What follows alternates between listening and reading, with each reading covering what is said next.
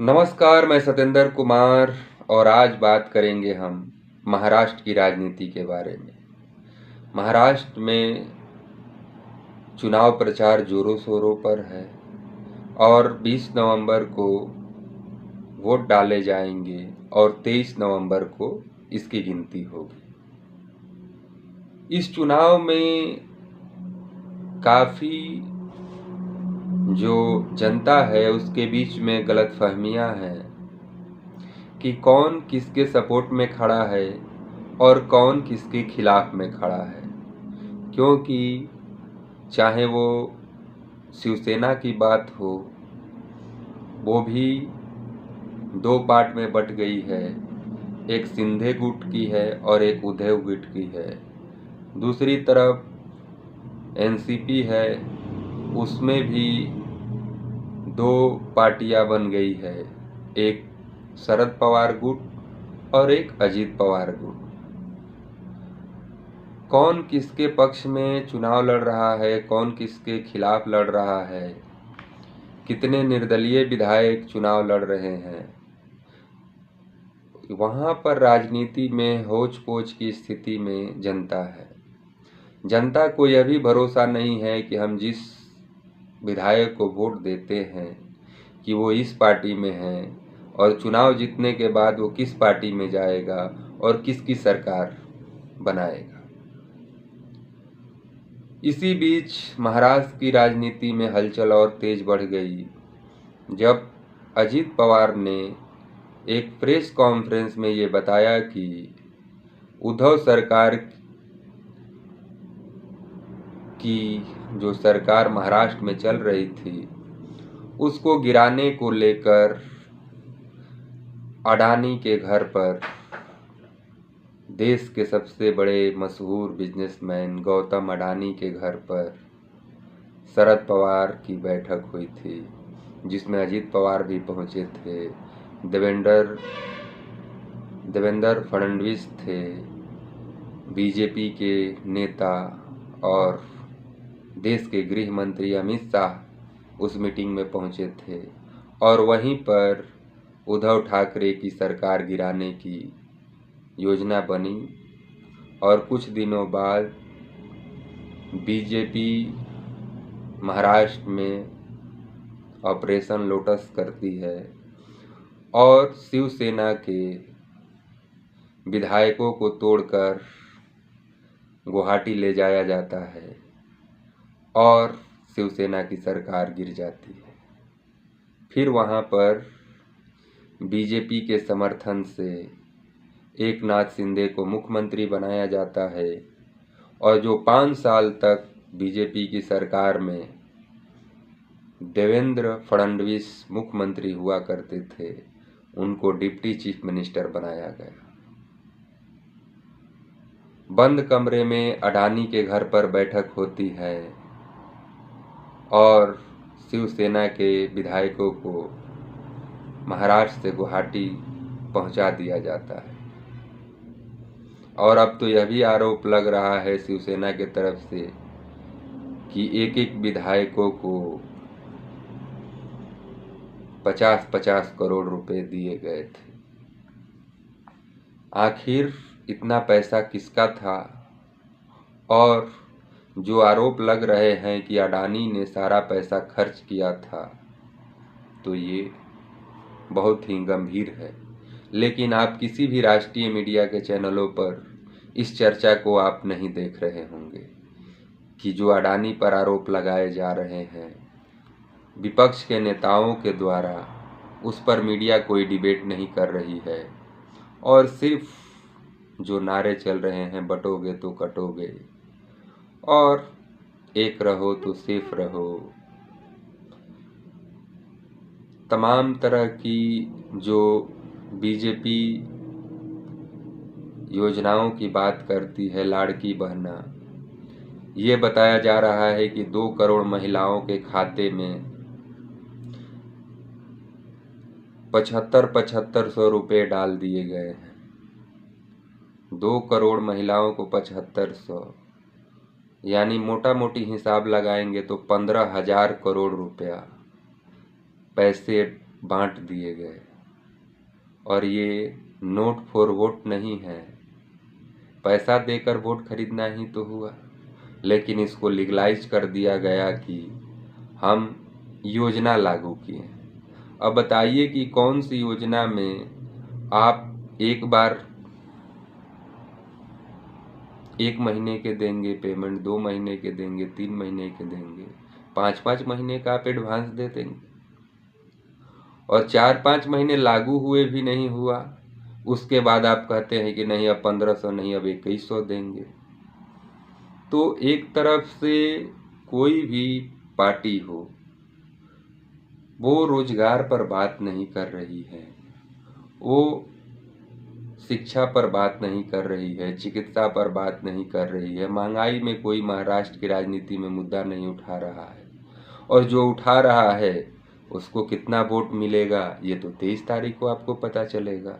लेकिन जो आपसे जुड़ी मुद्दा है, जो हर जनता की मुद्दा है, चाहे कपास की फसल का दाम नहीं मिल रहा है, चाहे सोयाबीन के फसल का दाम नहीं मिल रहा है, लेकिन महिलाओं के खाते में 1500 रुपये जा रहे हैं, हर खाने पीने की सामान का आज कीमत आसमान छू रहा है। तो तमाम तरह की बातें हैं, और चुनाव कहाँ हो रहा है कि 2 करोड़ महिलाओं को हमने 7500 रुपये दे दिया है हर को, तो उनका वोट हम ही को मिल जाएगा और हम सरकार बना लें। दूसरी बात कि जो पार्टियां लड़ रही हैं उसमें ही जनता कंफ्यूज है कि कौन जीतने के बाद कहाँ जाएगा, क्योंकि महाराष्ट्र की राजनीति के तरह हिंदुस्तान में किसी राज्य की वो राजनीति नहीं है, जहां पर ये नहीं पता लोगों को चल रहा है कि कौन किसके साथ है और कौन किसके खिलाफ है, चुनाव के पहले कौन कहाँ है और चुनाव के बाद कौन कहाँ जाएगा। जहां तक कि अजीत पवार की बात है, अजीत पवार ने जब उस प्रेस वार्ता में बताया कि अडानी जी का मीटिंग घर पर शरद पवार जी और बीजेपी के अमित शाह के साथ और यूपी के और महाराष्ट्र के नेताओं के बीच बातें हुई, तो उसके बाद महाराष्ट्र की सरकारें चली गई। अब सब कुछ सामने आ गया है, तो जांच एजेंसियों के इस्तेमाल से इस देश में राजनीति हो रही है। क्या पता इन एजेंसियों का उपयोग और तरीकों से चुनाव जीतने के लिए किया जा रहा हो। आप यह भी देख रहे होंगे कि जब अजीत पवार शरद पवार के साथ थे तो उन पर और उनकी पत्नी पर बीजेपी के द्वारा आरोप लगाए जा रहे थे कि उन्होंने 70,000 करोड़ का घोटाला किया था। उनके पास ईडी के छापे हुए, पूछताछ हुए उनकी पत्नी के साथ, और ज्यों ही वो बीजेपी में समर्थन किए उसके बाद सारे चीज़ नॉर्मल हो गए, और कहीं भी आप ईडी का और सीबीआई का चर्चा आप अजीत पवार के केस में नहीं देख रहे। कितने केस में यह भी कहा गया कि ईडी ने या सीबीआई ने क्लोजर रिपोर्ट दाखिल कर दिया। तो इस तरह की राजनीति जो है वो महाराष्ट्र में चल रही है। लेकिन महाराष्ट्र में अडानी जी को क्या फ़ायदा हुआ सरकार गिराने से, यह भी तो मूल सवाल है। तो बात इस पर भी कर लेते हैं। जून 2022 में उद्धव ठाकरे की सरकार गिर जाने के बाद 4 महीने बाद नवंबर 2022 में अडानी समूह को धारावी के पुनर्निर्माण, जिसे रीडेवलपमेंट कहा जाता है, उसका कॉन्ट्रैक्ट मिला, जो नई सरकार एकनाथ शिंदे की बनी उसके द्वारा। विपक्ष आरोप लगाता है कि अडानी को ये ठेका सौंपने के लिए नियमों में बदलाव किया गया। अगले साल सितंबर 2023 में अडानी समूह को महाराष्ट्र में स्मार्ट मीटर लगाने के लिए 13,888 करोड़ का ठेका मिलता है। महाराष्ट्र विद्युत निगम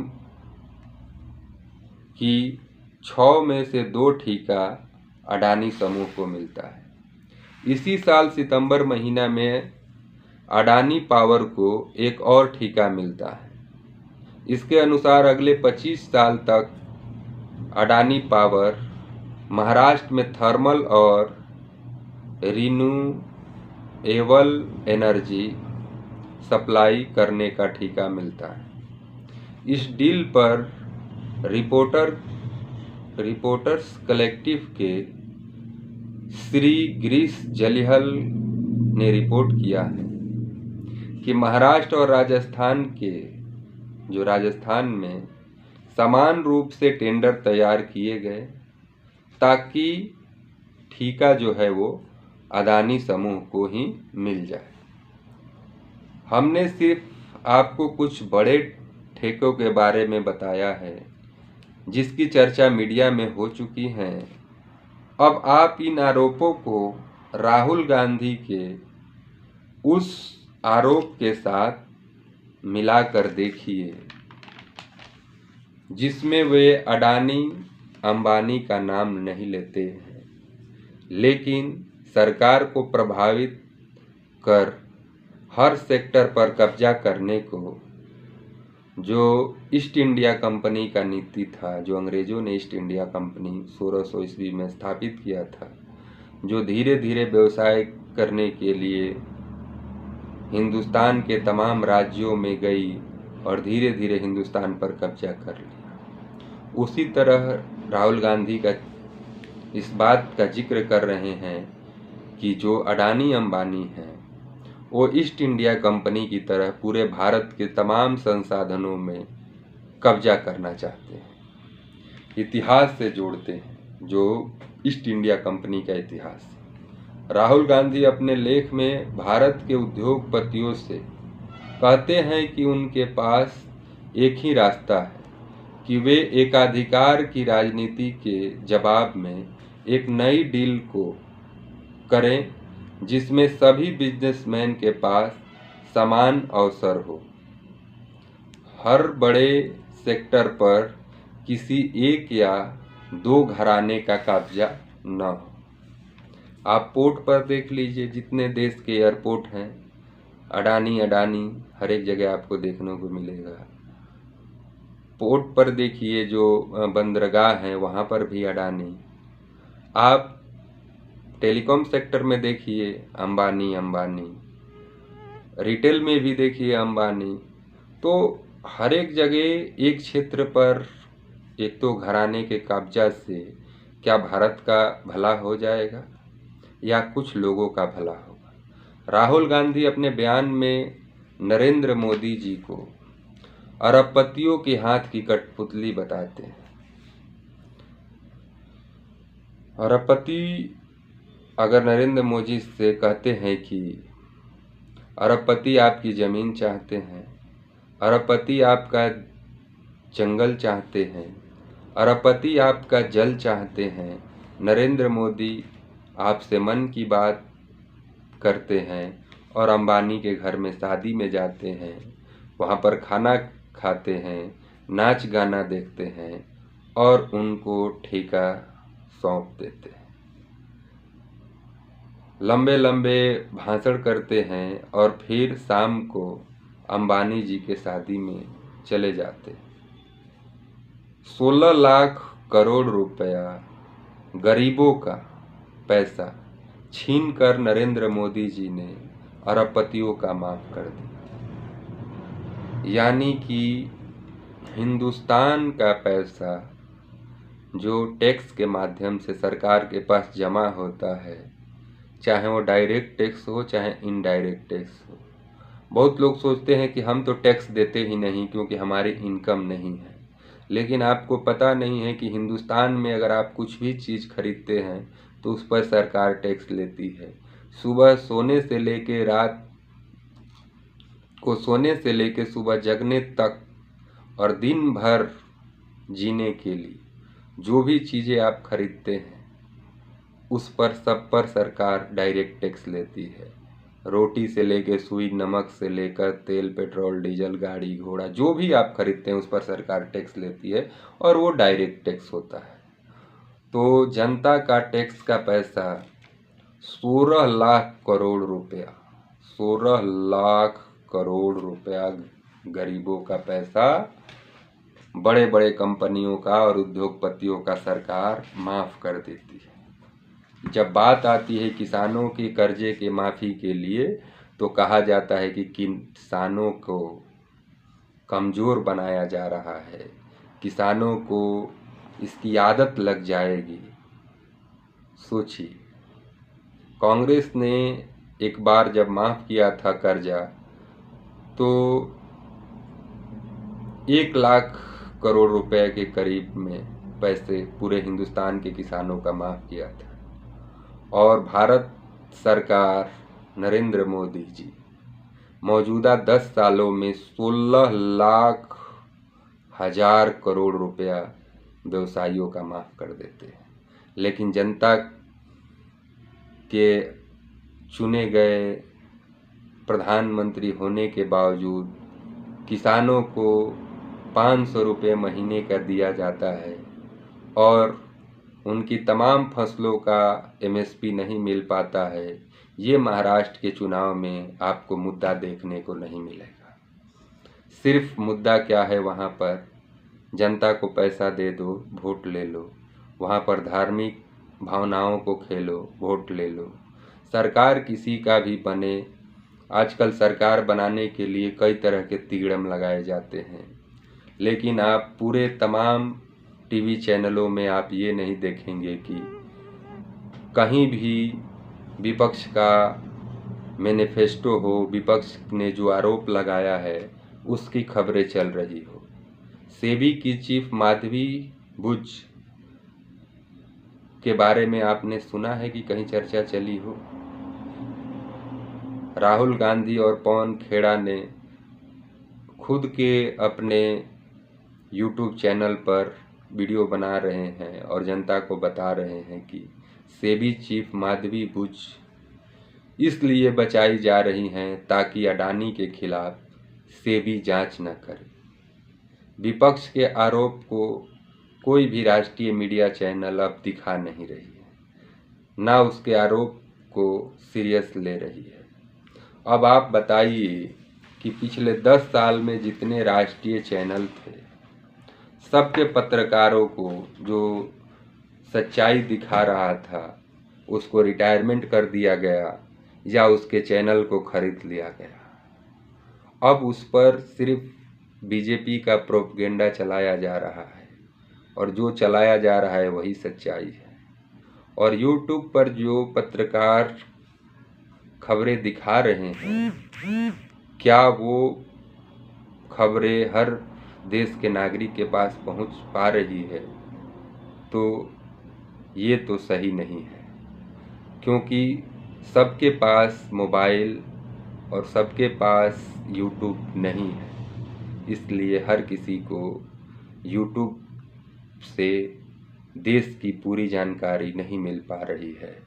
जो टीवी चैनलों पर मीडिया परोस रही है वही जानकारी लोगों के पास पहुंच रही है और यह भी एक कारण है जिससे बीजेपी को लाभ मिलता रहा है। तो आज इतना ही, लेकिन महाराष्ट्र की राजनीति में इस बार जनता ठगी महसूस कर रही है कि वो किसको वोट दे कि उसका उम्मीदवार सरकार में भागीदार बने और उसी पार्टी में रहे। लेकिन वो कब किस पार्टी में होगा ये जनता को भी नहीं मालूम है। तो वहाँ पर सिर्फ पैसों पर बिक जाएगा विधायक, और किसका सरकार बनाएगा ये आप भी जानते हैं और वहाँ के लोग भी जानते हैं, लेकिन उनके पास दूसरा कोई चारा भी नहीं है। अब देखना ये है कि इस चुनाव में जनता किस पार्टी पर भरोसा जता रही है, कि सबसे ज़्यादा निर्दलियों पर भरोसा जता रही है, क्योंकि निर्दलियों के भी अच्छी खासी आबादी महाराष्ट्र के चुनाव में मैदान में उतरी हुई है। तो आज इतना ही। नमस्कार, जय हिंद।